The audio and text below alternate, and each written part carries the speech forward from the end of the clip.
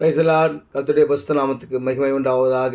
இன்றைய நாளுக்கான இறை வாக்கியம் தாவீதின் சங்கீத பாடல் 134 பாடலின் 3 வசனம்.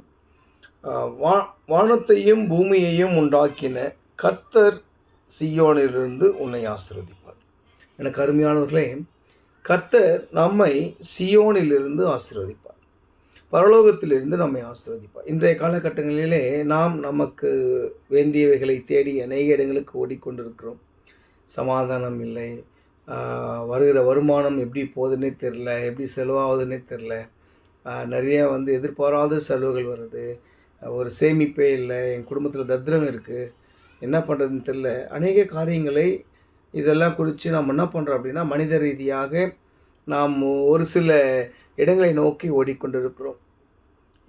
குறி சொல்கிறவர்கள், ராசி பலன் பார்க்குறது, இப்படி நிறைய தவறான பழக்கங்களை நாம் வளர்த்து கொண்டிருக்கிறோம். எனக்கு அருமையானவர்களே, கர்த்தர் வானத்தையும் பூமியையும் உண்டாக்கின தேவன். இந்த உலகம் முழுவதுமாய் அவர் தான் படைத்தார். இந்த உலகத்தை படைத்து மனுஷராகிய நம்முடைய கையில் கொடுத்தார். இதை ஆண்டு கொள்ள அவர் நம்மை ஆசீர்வதித்தார். இவை எல்லாவற்றையும் கொடுத்த தேவன் இன்றளவும் சீயோனிலிருந்து, பரலோகத்திலிருந்து நம்மை ஆசீர்வதிக்க வல்லவராயிருக்கிறார். நாம் முதலாவது அதை விசுவாசிக்கணும். நம்ம என்ன பிரச்சனைகள் வந்தாலும், இல்லை ஒரு நம்மளுக்கு தேவைகள் வந்தாலும், நம்ம என்ன பண்ணணும்னா, முதலாவது கர்த்தருடைய ராஜ்யத்தை தேடும்போது, அவரை தேடும்போது இது எல்லாமே நம்மளுக்கு கூட கொடுக்கப்படும். வேதாகமத்தில் அருமையான வசனம் உண்டு. முதலாவது கர்த்தருடைய சமூகத்துக்கு நம்ம போகணுன்னு சொன்னால், நம்ம கேட்க மறந்தது எல்லாமே கர்த்தர் நமக்கு கொடுப்பாராம். நம்ம முதலாவது அதை விசுவாசிக்கணும். அழகாக சங்கீதக்காரர் சொல்கிறார், வானத்தையும் பூமியையும் உண்டாக்கின கர்த்தர் சீயோனிலிருந்து என்னை ஆசீர்வதிப்பார். சீயோனிலிருந்து, பரலோகத்திலிருந்து நம்மை நோக்கி பார்க்கிறார். நம்முடைய தேவைகள் என்னது என்று அவருக்கு தெரியும்.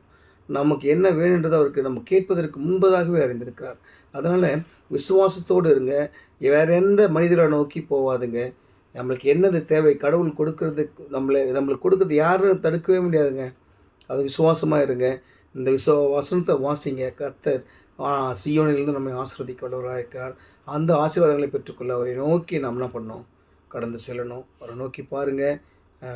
கர்த்தர் உங்களை ஆசீர்வதிப்பாராக.